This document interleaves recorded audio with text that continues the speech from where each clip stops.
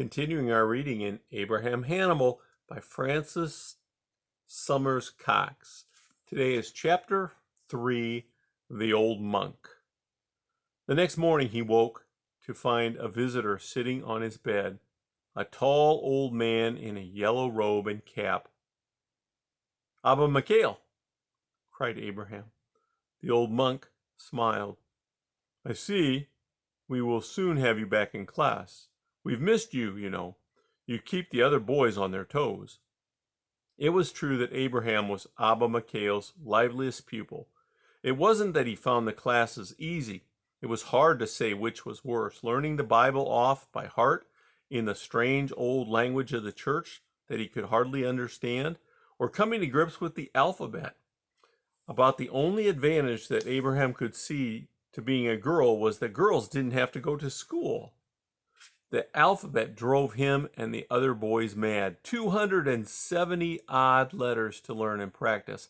Ha, ho, he, ta, ti, to, ti, ba, bo, bi, and so on. Endlessly. If Abraham did well, Abba Mikhail let him look at his most precious book, Stories of the Kings, which had pictures in it, and showed him how to draw some of the people on spare scraps of skin. There was King Solomon on his throne, King Solomon, the lion of the tribe of Judah, and Makeda, the queen of Sheba, in robes of red and gold, with a great line of her camels and slaves, bringing the king all the riches of her land, gold and spices and precious stones. Abraham knew the whole story and he loved it. After all, his own mother was called after the Queen of Sheba.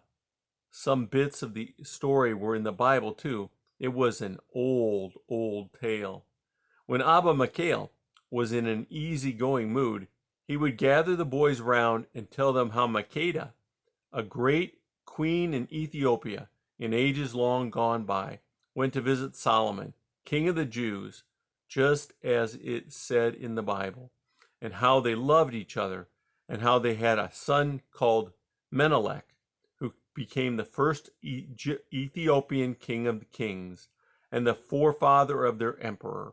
And Abraham and his brothers would sit a little prouder, since they knew that their father, on Granny Esther's side, was also of the line of Solomon and Menelik. "We'll have you back with your pens and your colors in no time.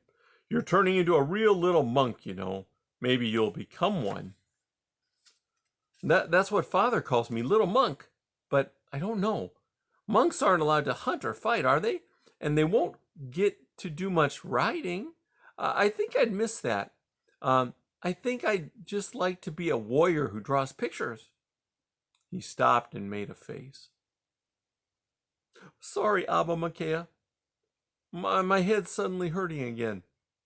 "You're a brave boy, and a bright one, too." And in the strange old language of the church, Abba Mikhail blessed him. He stayed till the boy was asleep, and then he went down the slope to his little room in a tower by St. Mary's Church. And that's the end of chapter 3.